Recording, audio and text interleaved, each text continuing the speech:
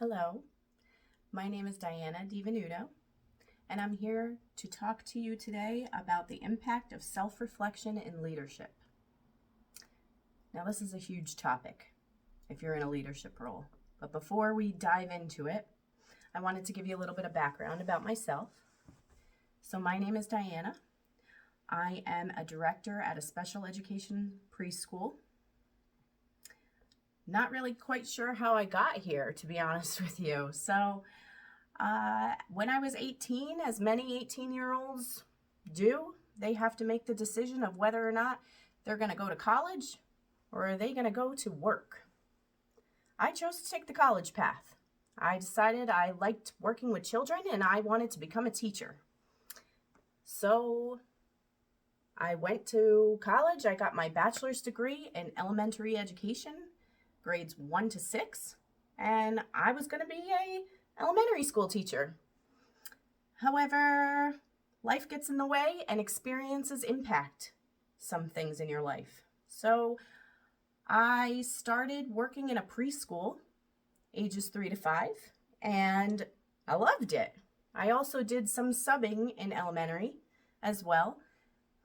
So I got some experience there too.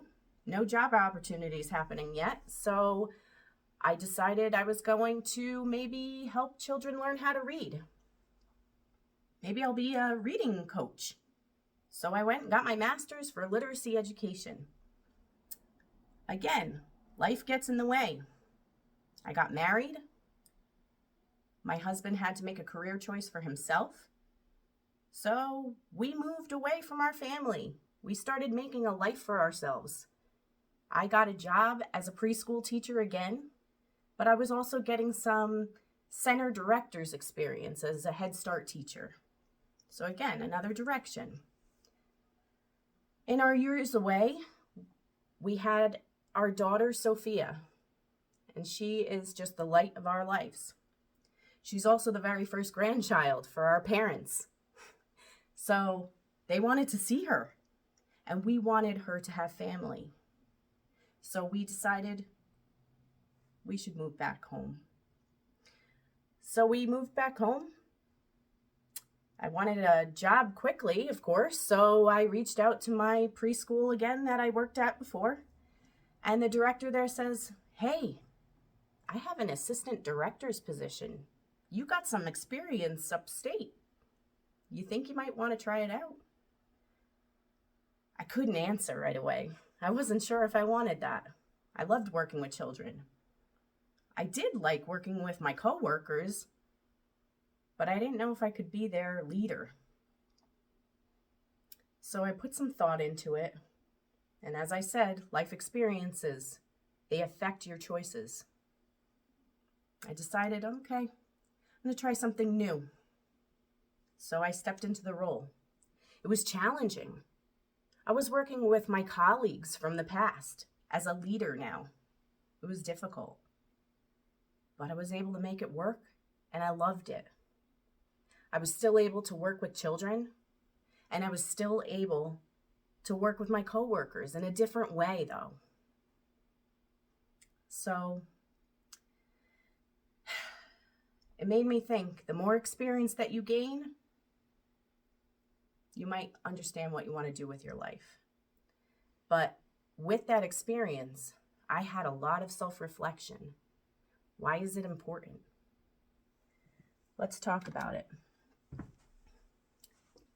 This is the most broad definition of self-reflection. However, it was impactful to me, and I'm going to read it to you. But it's by Dr. Palena Neal, and she is a Forbes Council member. So she says, self-reflection means taking time to slow down and think about you and your experience as part of increasing your self-awareness, learning, and growth. Self-reflection in leadership means devoting time to think about yourself as a leader, and it's critical for your leadership development. It involves contemplating your current level of skills, your strengths, your weaknesses, and your behavioral patterns on how you seek to influence others. It is also about exploring and getting clarity about your values, your goals, and ambitions. All of this serves to increase your self-awareness, alignment, authenticity, and learning and growth. Self-reflection also accelerates improvement in your leadership skills and your practice, including your emotional intelligence, and it enables you to be a better understander of others. It gives you a better understanding of others. This is huge, huge. It's not just about you. It's about others. How can you impact others? You have to self-reflect. How can I make a difference? As I said, how do we get there? How are you going to get there? For me, I feel that it should be unique to every individual. What works for me might not work for you. What's going to be most impactful for you?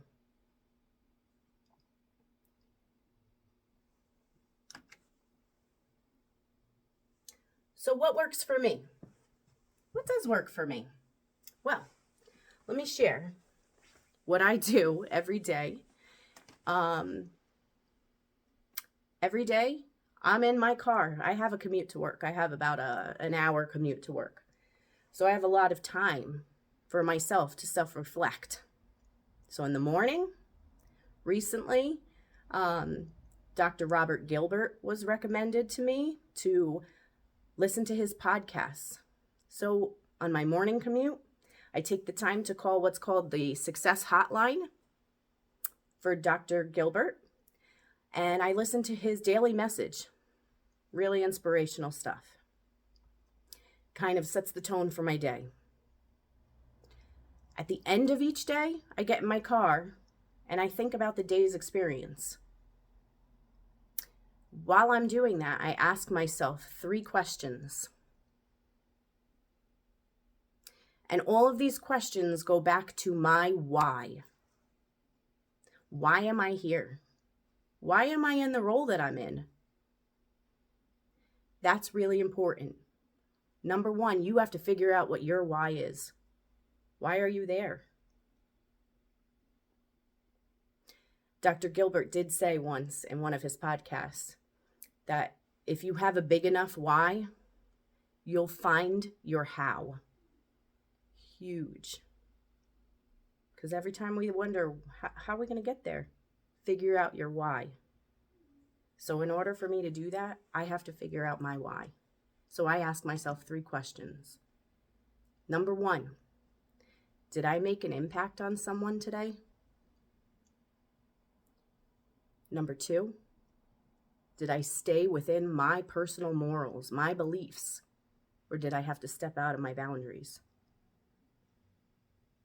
And the last thing I ask myself, which I think is the most impactful, is what's one thing I could have changed if I had to do it again? So in thinking about these questions, again, did I make an impact? Did I stay within my morals? And what's one thing I can change?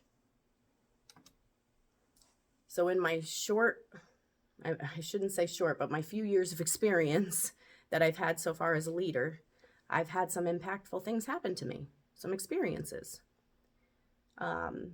One is I work with a bunch of teachers, and since we don't have a union, a teachers union, we have to divide responsibilities. So I knew I had one successful teacher. She's phenomenal, will do anything outside of her job responsibilities. I had to fill the responsibilities of the school, and I had to make a quick decision. So what did I do? I stuck the reliable teacher in 2 positions. I know you're saying, wow, that's really unfair. When you're a leader, you have to make decisions quickly sometimes. So it might not be the right decisions.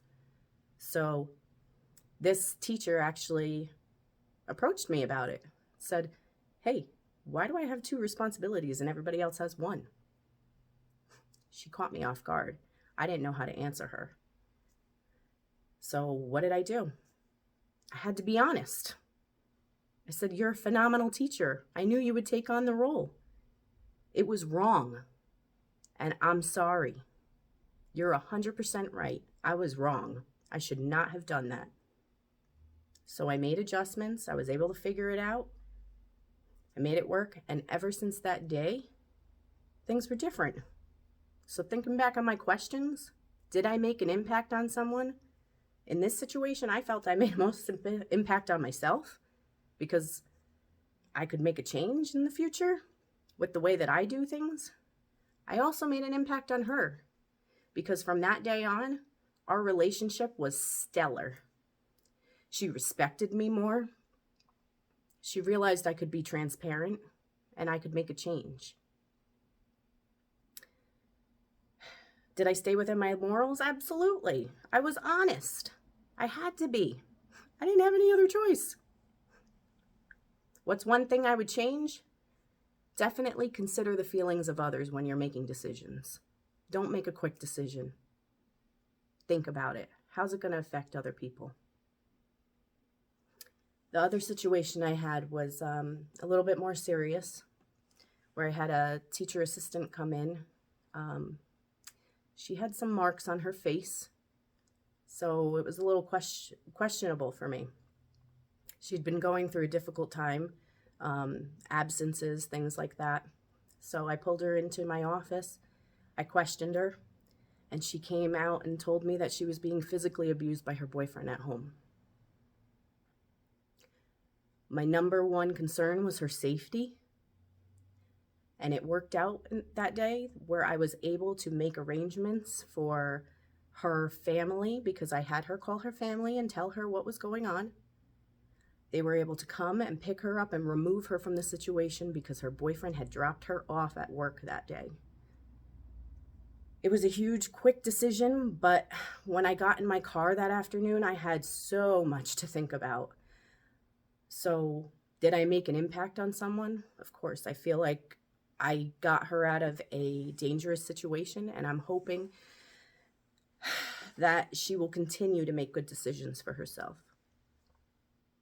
Did I stay within my morals? Absolutely. I was able to keep her safe. Not just me, but myself and her family were able to help in this situation. And what's one other thing I can change from that? I think I would open my eyes a little bit more every day to everyone. Are there red flags that's happening? What's the behavior of your staff that are coming in every day? Physically, mentally, open your eyes because something could get missed and it could be somebody's safety.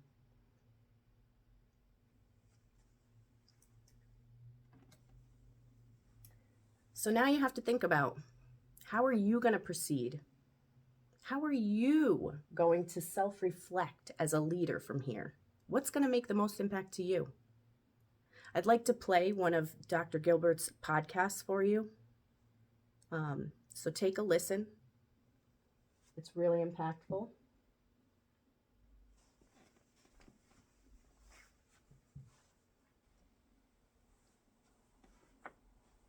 Are you going to be the best, or are you going to be like all the rest? You've reached Success Online, message 11,343. I'm Dr. Rob Gilbert, and today's message is specially dedicated to Mickey from Philadelphia. How many choices are you going to make today? You're going to make hundreds, maybe even thousands of choices. Like you already chose what time you're going to get out of bed, and you will choose what time to go to sleep. You're going to choose what you're going to eat for lunch, and you're going to choose whether you're going to eat lunch or not. You chose to call Success Online. But I think there's one choice that determines all the other choices. And this choice is, how great do you want to be? Once you decide that you're going to be the best and you're not going to be like all the rest, that determines all your other choices. For example, when I was growing up in Boston, my boyhood hero was the great Ted Williams. And he said when he was a kid, he only had one goal. He said he wanted to grow up and walk down the street and have people point to him and say, there goes the greatest hitter who ever lived. So once he made the choice to decide to be the greatest hitter who ever lived, that determined all the other choices. He didn't go home and watch TV. He went to the ball field to practice.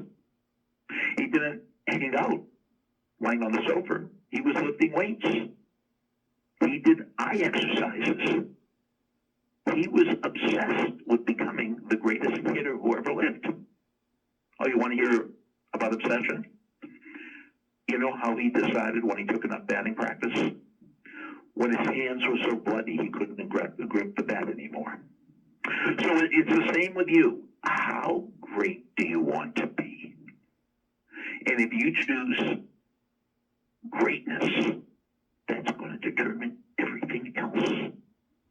That's going to determine how you train, where you train, who you train with. And I'm not just talking about physically.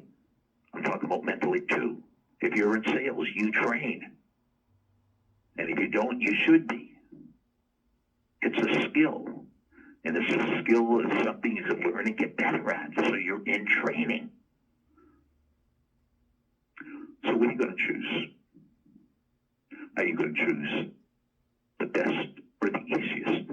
Are you going to choose the road to be the best, or are you going to choose the road to be like the rest and take the easy way out?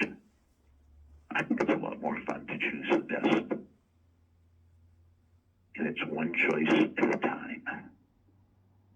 Message over. Thanks for listening to the Success Hotline with Dr. Rob Gilbert on the Ironclad Content Network. You can email Dr. Gilbert at sendmeastory. So again, that's Dr. Gilbert from the Success Hotline. He has a podcast on Spotify and I believe iTunes. So check him out because real inspirational stuff. As he said, are you going to be great? Are you going to be better? It's a skill to learn. Choose to self-reflect. It makes an impact on everyone, not just yourself. It also makes an impact on others. Thank you.